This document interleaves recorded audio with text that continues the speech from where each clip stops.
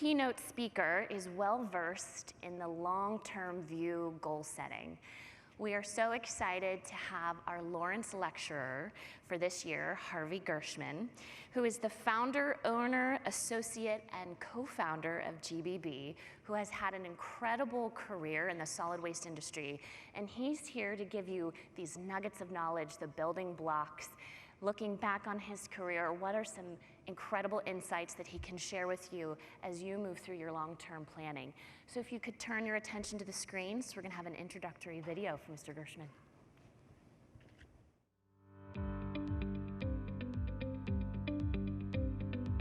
We need to be innovative here in this country, not to just create processing of materials that are clean, but to create industries that can convert those products to things you and I can buy in Home Depot next week. You know, GBB is it's sort of like a basement band. 3 young guys, myself with Bob Brickner, Tim Bratton, decided we wanted to be an independent consultancy. And in 1980, we did that. There is always something new to learn, but you've got to look for it, and you've got to listen, and you've got to write it down so you'll remember. And I try to say to myself, what's important? What can I take home from this conference that can make a difference in my work or for my clients? And I summarize those and I share those with my colleagues. It's a huge, huge honor to get this award. It says to me that, you know, all this work I've done in this field is recognized and appreciated. And so it's almost 39 years later. I'm very proud of that and all the people that have helped me do that over the years. There's been many, many people that have been in GBB and worked with us, worked with our clients to achieve some pretty amazing results.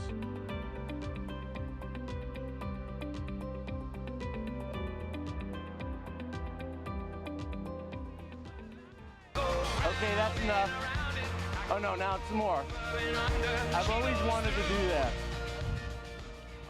All right. Give me a couple seconds. Okay.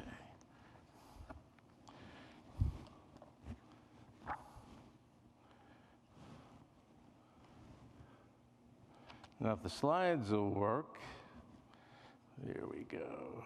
All right. So everyone, my name is Harvey Gershman. I am a garbage consultant, a municipal solid waste garbage consultant. Thanks so much to the Lawrence Lecture Board of Trustees for selecting me for this honor and time today. Before I get started, I want to remind everyone that my team, the Boston Red Sox, won the World Series last year.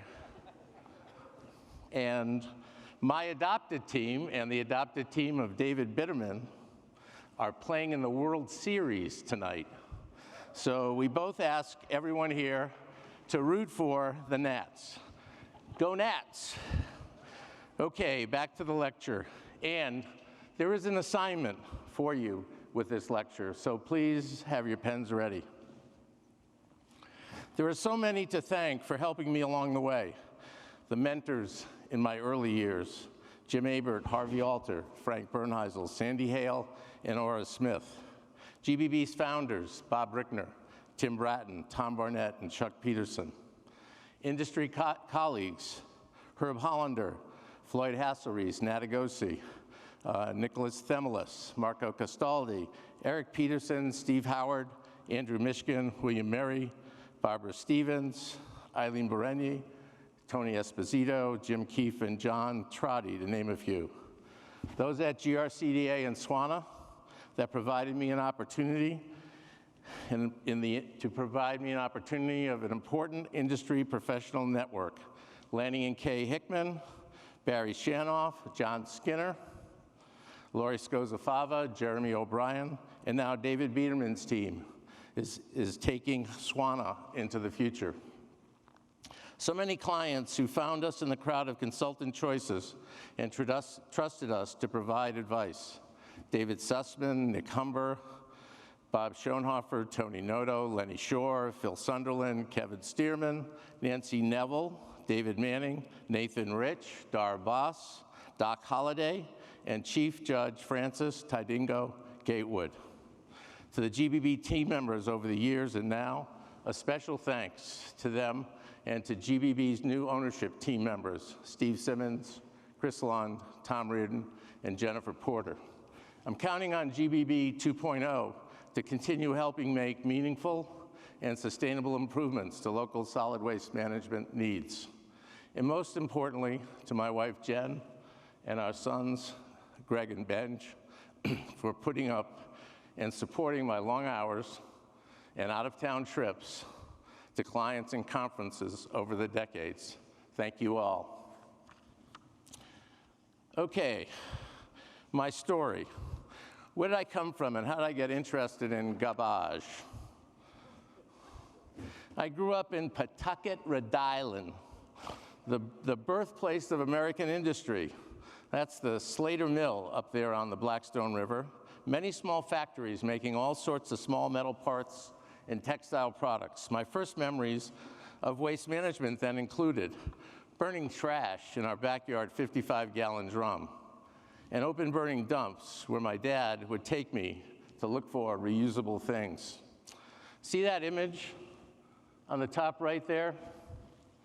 That's an in-ground garbage can we had in the backyard.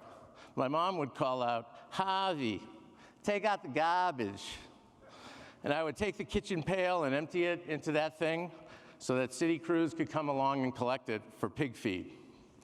As I walked the neighborhood, I would keep my eyes open to find 30 cents worth of soda bottles to redeem so I could go to the movies on Saturday and buy a sugar daddy because it lasted the entire movie. These early experiences became part of my environmental fabric without me knowing it. In high school, I started thinking about college. I love watching the TV documentaries, Industry on Parade, explain how complicated industrial processes transformed raw materials into finished consumer products. I wanted to design machines that could do that. I also thought that whatever I did, I wanted to help people make their lives better, and if I could be creative doing that, I wouldn't have to worry about money. In 1966, I went to Northeastern University in Boston to pursue a mechanical engineering degree with their cooperative education program that allowed me to try out different jobs as well as earn funds to pay for college. Then Earth Day occurred during my junior year. Then was a time of open burning dumps and uncontrolled incineration for waste management. In my senior year, our design course had us set up project teams to design something. An article in the Boston Globe caught our eye. An open burning dump in nearby Saugus polluting the air and the harbor. Not good. So we decided to design a solution for Saugus and spent the next 3 months developing a report entitled Reclamation for a Town of 20,000. We read everything we could about waste. Since I was an award-winning typist in junior high school, fact, I got to type up this report. We all received an A on that report, and unknown to us, our professor entered the report in a design contest sponsored by the National Society for Engineering Education, where it won first place in the senior submissions. Northeastern made a big deal of this, as such an award had never happened to the school before. That is when I said to myself, there will always be garbage. And I decided to redirect my career, finding work in waste. After about a year at a job my wife's Uncle Smitty helped me get, I found myself at the not-for-profit organization called the National Center for Resource Recovery. It was sponsored by industries that made the things we throw away. The center's mission was to conduct research and develop technology that could unscramble the waste egg. The center developed a process flow sheet for a comprehensive materials recovery and fuel production system using shredding, air classification, eddy current separation, optical sorting, and heavy media separation to do so. Their first project was in New Orleans, Louisiana, and it was innovative not just because of the technology, but because it was a public-private partnership. I worked on specifications for glass recycling into new glass containers and bricks, and evaluated new technologies, as well as provided technical assistance to communities deciding what to do next with their open dumps and polluting incinerators that just closed. The center turned out to be my postgraduate work in solid waste management. My wife's needlepoint of the center's waste not and recycling logo helps me remember the important work done at the center. Thanks again, Jen. In 1976, Sandy Hale, EPA's first deputy director of solid waste, found me and hired me to help launch his new consulting firm, Urban Services Group. In less than a year, our solid waste practice blossomed as we became one of 3 EPA technical assistance consultants to local government. Bob Brickner and Tim Bratton joined me there. Eventually, Urban Services merged into Pullman Kellogg's Gordian Associates, and I was put in charge of solid waste consulting services. Then in mid-1980, we learned that Pullman Kellogg was going to be acquired by a company that offered waste energy technology and services. When EPA heard that, it threatened to cancel our contract. So, what did we do? We went out for pizza and decided to split off and form our own group so we could avoid conflicts of interest and maintain independent advisory services. Oh yeah, I grew a beard to make me look older and wiser.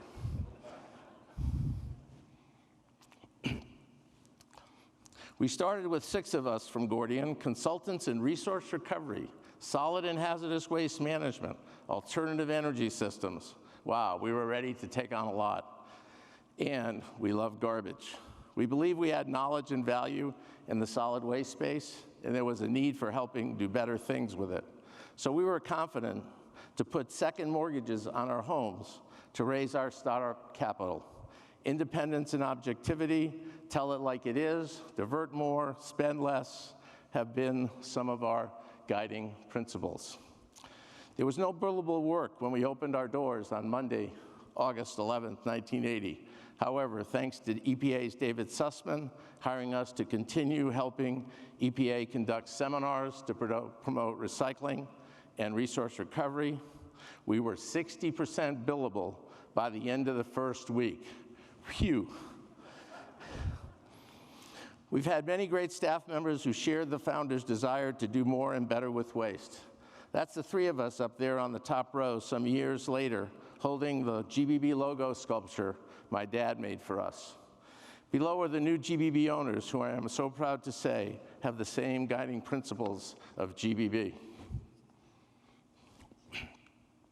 Now, after almost 4 decades, GBB has worked in 48 states, 2 US territories, and the District of Columbia for mainly public sector organizations and authorities, and a small number of private clients where we had no conflicts. We have also worked for several island nations and international cities. Our largest assignment has been in the US territory of Guam.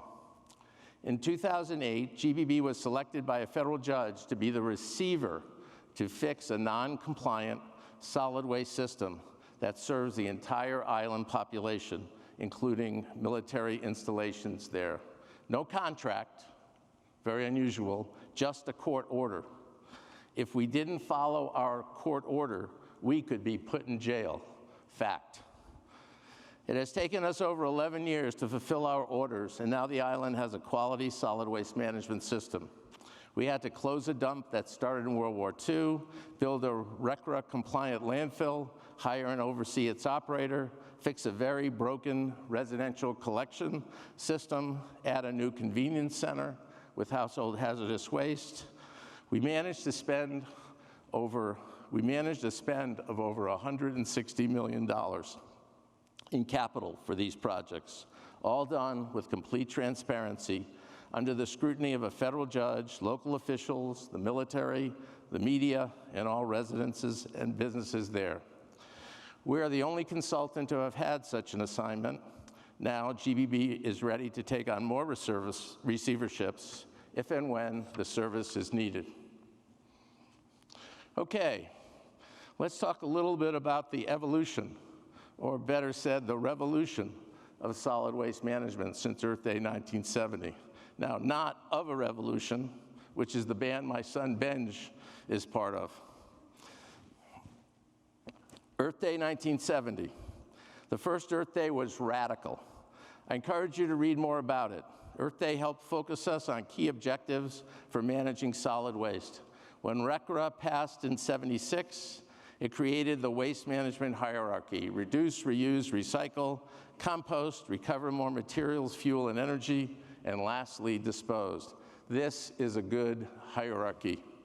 In a system where most users are most focused on convenience, cost, and dependability, the hierarchy sets solid waste managers, allows them to prioritize public health and environmental factors. What's happened since? Over the decades, the industry's experienced a lot. Here's 60 years of history in a couple of minutes. Automated collection started here in Scottsdale, Arizona, starting in the late 1960s. Godzilla, the son of Godzilla, and the barrel snatcher were early names for what has grown to be a best practice. In the 70s, there was focus on developing technologies. Companies large and small put forth pyrolysis, refuse-derived fuel, RDF, mixed waste processing technologies. In the 80s, open dumps began disappearing, being replaced by sanitary landfills as pressure from EPA got to the states. Although RCRA passed in 1976, it took until then, in the 80s, for states to implement and enforce. On came curbside recycling in the 90s, catalyzed by the infamous journey of the Mobro barge. As we went into the 21st century, single-stream recycling caught on for more materials and more efficient collection. New and lighter packaging, meanwhile, brought challenges to sorting materials as domestic demand diminished and export demand to China grew. This EPA graph shows the changes of where waste has gone since before Earth Day. And according to EPA, we do generate less per person now, from over 6 pounds per person per day to a bit over 4, while the composition of our waste has changed dramatically. Less glass, lots of different kinds of plastics for containers, both rigid and flexible, and much less and different paper to set out now.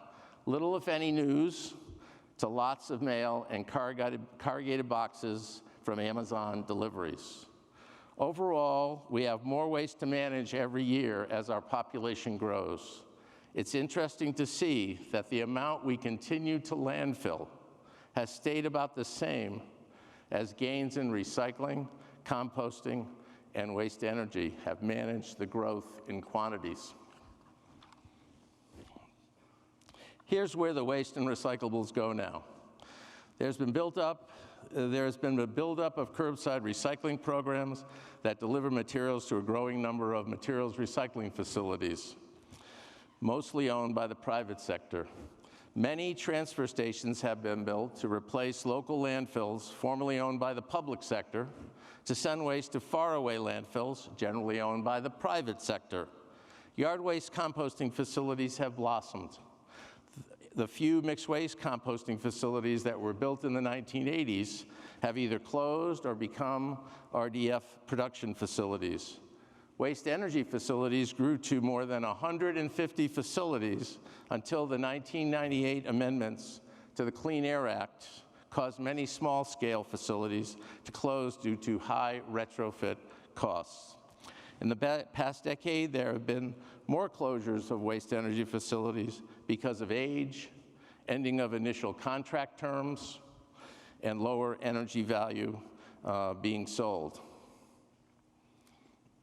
Today, there are a few states that focus on product stewardship, continue to have deposit legislation, and several that have added laws requiring food diversion for beneficial use. There is little federal attention to waste management, and I hope from the remarks earlier today, there will be more in the future. There's growing industry attention to recycling more plastics, as well as some local governments banning plastic bags and styrofoam. However, as packaging has become lighter and safer, it has become less recyclable. It does, however, make a good chemical or fuel feedstock. The Recycling Partnership is doing great work helping communities improve recycling. Meanwhile, MRFs across the country are dealing with higher levels of contamination, poorer markets, and significantly increased net costs for processing and marketing what we set out. Some local systems are adding mixed waste processing to their arsenal and considering emerging technologies. Some others are developing zero waste plans that put forth policy and social changes that at the end of the day will not result in diverting significant tonnage, but can help wake up the public that resource conservation is a very important social habit. Where waste-to-energy is operating, they provide compliant disposal services while supplying reliable energy. Their benefits are not well represented and understood by the public. Something that hopefully will need to change if we are ever to get closer to achieving a zero waste to landfill objective.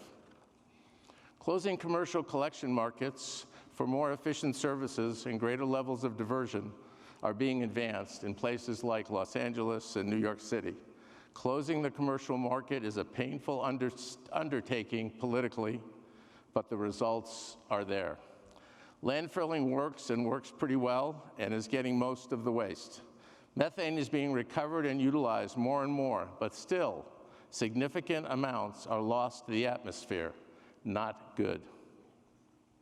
Meanwhile, landfill prices at the fewer and further away landfills continue to rise faster than inflation. Integrated systems with high recycling, composting, and waste energy are superior from an environmental and energy standpoint than systems that rely on landfilling instead of waste energy. So said the Environmental Defense Fund years ago, and this is still true today. For more advanced systems, charges for services will need to increase, not something elected officials want to be associated with. Markets first was something drilled into me at the National Center. It is great to see the growing interest in circular economy solutions that can create local, domestic demand for the various products that can be produced from waste. Many of the projects I've helped implement involve selling products. So I think of these projects like setting up businesses that have recyclables or waste as its raw material feedstock, and I identify building blocks that need to be developed. Different projects have varying time spans to develop. Some may never get implemented, like another local landfill. Two critical factors that can stop a project dead in its tracks are community resistance to the site and local elections delaying decisions. Both need to be incorporated into your planning. At GBB, we like to use a planning and development approach called project building blocks. This slide presents many of the project building blocks that a project may require. A specific plan is needed for each block, shared with team members and assignments given. When placed on point for making a project happen, I thought of myself as the conductor of a symphony orchestra, making sure all the instruments play the right note at the right time, and together we reach the end of the score with the audience clapping in great joy. Next, let me share a few of my experiences with these building blocks and a few assignments. Faced with a state law banning landfilling on Long Island, New York, the town of Babylon implemented a 750-ton per day resource recovery facility.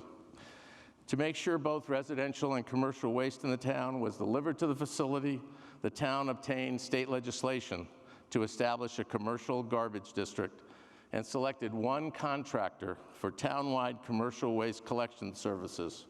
Recycling services could be provided by anyone to commercial generators, but not waste. Residential services were already closed, being collected by one contractor for the town. Back in the 1980s, not much recycling was going on. The Environmental Defense Fund intervened in permitting, and wanted a significant recycling included as a stipulation.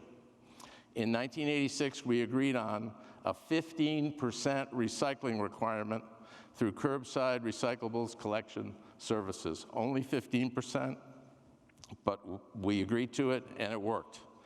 To keep the capital cost of the facility lower, the project sought tax-exempt bonding capacity from the state and entered into a 30-year service agreement with a resource recovery company. That allowed debt service to be spread over 30 years, lowering the service fee to the town. The city of Fort Worth once had twice-a-week waste residential collection and anything you would want to put out. Unlimited yard waste set-outs and teeny bins for recycling. What a mess it was. A citizens advisory committee pushed the city to do better, change to pay-as-you-throw and carts. Because the city had control of the residential services, a set of services was procured that changed the collection from twice a week to once per week for waste, single stream recycling in carts, yard waste in bags or a cart or bundles, bulk waste collection, and the processing services for the separated materials as well. Contractors were selected under long-term contracts with 4 10-year terms. Attractive pricing as compared to current costs were achieved through these changes, resulting in spending less, diverting more, and having a cleaner Fort Worth.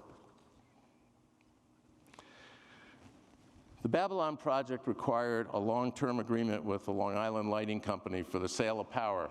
When negotiating a power purchase agreement with a private investor-owned utility, it takes time and special knowledge about power sales as well as power interconnection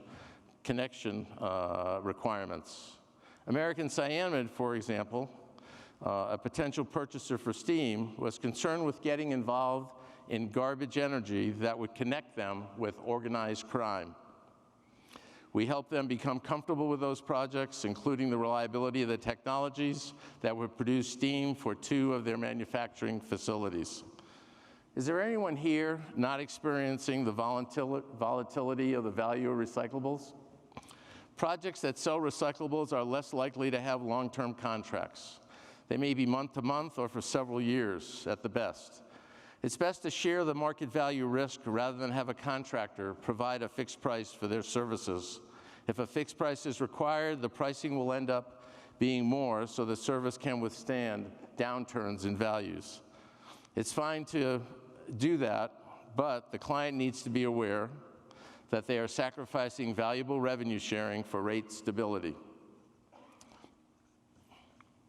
Sites. Yes, we need sites for these assets that provide services. An existing solid waste site is a great place to put an asset.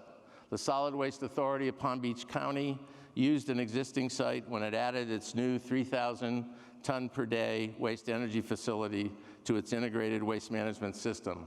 Elected officials and the community were engaged significantly during the planning and procurement process, so when it came time to contract with a successful proposal, community resistance was low and the contracts were approved. When the Northeast Maryland Waste Disposal Authority was asked to replace a failed pyrolysis plant in Baltimore, it undertook a procurement process that asked for contractors with proven technology. Wheelabrator was chosen with its Von Roll technology that had significant European experience. A full-service team was put together with experienced design and construction resources to complete Wheelabrator's full-service team. Having a parent company guarantee to stand behind the performance of the newly established project company was very important for the project participants and bondholders to have. There are many ways to collect revenue for solid waste services. To change especially from a general fund supported system to one of user fees will be difficult. Using existing tax collection with a line item for user fees or adding another utility billing line item helps assure a revenue flow, keep bad debt to a minimum, and help support project financing for long-term debt. When a company proposes or bids a service fee, they keep a formula in mind. The one here on the right is very detailed to show the various elements that can make up a net service fee, or a bid for that matter. But when you pass along risk, whether it's construction cost, the start date for services, market revenue, or waste composition, and it's not shared contractually, it will raise the cost of the service that you are being requesting to be provided. More risk shifted to the private sector means higher charges. Deciding on ownership of the asset being advanced is very important. These diagrams are example contract structures for public and private ownership approaches. There are significant and subtle differences. If the asset's to be publicly owned, do so when the technology is proven and the contractor has track record and waste or recyclable supply is readily captured. The Solid Waste Authority of Palm Beach County financings initially were done this way and still done this way. Private ownership is more appropriate when projects are regional, involving many local governments, and waste and recyclable supply, or at least some of them, are at risk. Having a parent company guarantee or some other security backup is very important for a private ownership structure. The Baltimore Bresco financing was done this way. Project financings to keep the debt off balance sheet for either public or private owners requires feasibility. That means there is adequate cash flow to pay expenses and cover the debt service payments, and requires a higher level of resources to finance than relying on general obligation debt. More paperwork, more lawyers, more investment bankers too, and there's more to coordinate and manage in such a process. In Seattle in the 1980s, there was an interest in a waste-energy facility. A thorough planning process was undertaken that analyzed high levels of recycling with either landfilling in out-of-state landfills or building a waste-energy facility for what was left after aggressive recycling. Have you ever been hissed at a community meeting? During community meetings that brought up waste energy, I had attendees both hissing and smiling at me at the same time. Very unnerving. It was a very unique experience, the only time it ever happened. They didn't like waste energy. Even though elected officials were comfortable with waste energy technology, they got the message and chose a system that would send the non-recycled waste to an out-of-state landfill. And today, Seattle does that while they recycle some 60% of their waste. Briefing elected officials along the way during the planning and procurement process helps making the big decision down the road much easier. In Fort Worth, an early briefing to the City Council on the new residential collection services being planned, I was questioned about the efficacy of using carts. I was asked, will those carts roll? I'm not going to try to do a Texas accent, but it wasn't a Texas accent. Will those carts roll in our Texas mud? The councilman was serious. I replied, yes, and the residents will love them, and your city will be cleaner. I wasn't sure he believed me until one of the residents who was in the pilot area stood up and said, I have that cart, and I love it. If you take it from me, I'll shoot you. Well, the council voted to go ahead and procure the new system with carts, and when it came time to approve the set of contracts that could extend 40 years, they readily approved them. So to wrap up the building blocks, keep in mind a few things. Most of the cost of solid waste management is in collection. So develop a plan that looks at making collection more efficient. Get granular on the cost of everything. Do full cost accounting reviews. Understand your markets as well as who is available with assets and services locally and regionally that you might be able to pull in. Develop some alternatives, seeing how they will affect your costs and the service fees needed to support changes. Then decide on which, identify the building blocks, and manage making those building blocks come about to make those changes. SWANA asked me to make a few remarks directed at the young professionals here. But what I am going to say now really applies to everyone that's interested to do more in this field. no matter where they are in their career. Read and watch everything about waste management. Sign up for all those e-newsletters that are out there. Be part of Facebook and LinkedIn groups also. Follow key Twitterers. I'm not one of them, but maybe I should be. There are so many YouTube videos about waste, the processes, the technologies to see and learn from. Observe every step and method that waste is managed personally. Follow the cart, the can, the box, the dumpster. Ride the truck, see where it goes. Go to the MRF, go to the landfill, take field trips and tours. Understand the technologies, the policies, the regulations, the laws, the costs, contracting methods, financing approaches, etc. You may not be an expert in all of them, but you should at least be able to recognize what people are talking about. Keep your eye on the elected officials and their constituent attitudes and needs and wants. Understand the difference between needs and wants. Get involved with SWANA, go to its conferences. You're here today, that's wonderful. Participate in committees, get trained. You'll get back more than what you give. We need to keep in mind what the customer wants. Whatever we do will be for the customers, and we rely on the customer to do what they are supposed to do. One of our current GBBers always says, no matter what we come up with, it still relies on people to participate in it. They want something easy, convenient, effective, and worth what you are asking them to pay for. And let's hope they will appreciate what is done with the recyclables and waste that they set out every week to be serviced. For them and elected officials, we need to conduct campaigns for change. I call it interactive strategic planning. I have found that doing this work is best by engaging the stakeholders and the public and involving decision makers in the process. Ask for decisions along the way so that it makes the steps toward the solutions achievable and the decision to sign the big contracts reached. Oh, one more thing. Over the years, I've been asked only a few times not to return, or essentially, you're fired.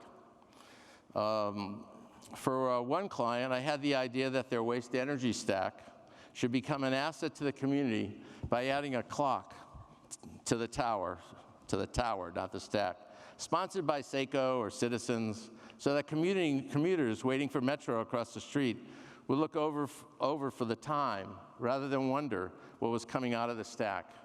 I guess I suggested this too strongly as our contract wasn't renewed.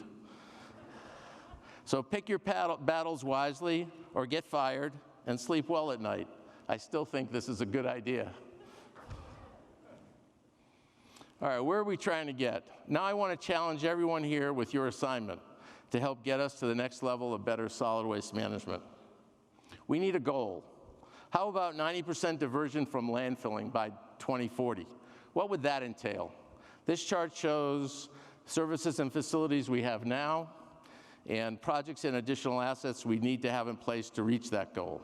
I don't know how to estimate the increase in curbside recycling programs or new aggressive commercial recycling initiatives, but there would be more to see the recycling needle move to 30% overall.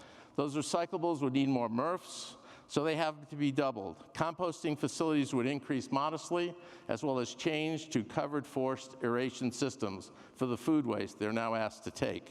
There'd be a 5-fold increase in mixed waste processing facilities, either producing more recyclables we didn't source separate, as well as making fuel or feedstocks for cement kilns, AD, and waste conversion technologies.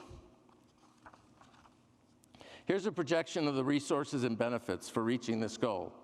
For the 50 million more tons on top of the waste going to landfills now, we would need to spend an estimated $103 billion, generating an additional 67,000 jobs. These jobs do not include jobs created by the industries in the US that hopefully would get built to convert the recyclables. The environmental benefits would triple the CO2 reductions achieved today while saving the energy equivalent of 540 million barrels of oil, 50 million passenger vehicle miles, or be able to charge 37 trillion smartphones every year. So that's enough for each of us, that's enough energy for each of us to have 100,000 smartphones each to get charged, just so you know. New legislation is needed, RCRA 2.0. SWANA and other NGOs and industry associations should form a coalition to make it happen. Once I was asked for some ideas, I came up with a few shown here. In 18 European Union nations, their 1999 landfill directive placed a tariff on biodegradable waste to landfills. 80 euros per ton landfilling task resulted in those nations getting beyond 75% waste diverted from landfills. In the US, that would be a tax of about $90 per ton. With that much of an economic incentives, the services and assets needed could be implemented in the US as they have been in those EU nations. We need domestic markets for recyclables. I'm not worried about markets for soil amendment, for making compost, as long as the product is quality and is branded as well, like Texas Gold or Leaf Grow. It wasn't long ago we worried about the China fence pushing back on the quality of recyclables. Now we are dealing with China bans. Decades ago, industries learned how to consume recyclables, but their demand lessened as domestic mills closed. We need those mills back making products we use now. We need those mills in the US, not in other countries. We also need OEM and consumer products made more with the recyclables we set out every year. I can't wait to go to Lowe's or Home Depot and buy a product that was made from my recyclable set out last week. So I hope that in 2040, one of you listening today will be up here as the Lawrence Lecturer, reporting on how our industry changed to having 90% of our generation being utilized, mostly here in the US, and our waste generation per person reduced to 2 pounds, bringing great benefit to the environment and at a reasonable cost too. So right after WASTECON, get busy. There's lots to do. That's the challenge I leave with you today. Thank you all very much for having me today. And please don't forget to join David Bitterman and me as we root for the Washington Nationals in the World Series. Go Nats!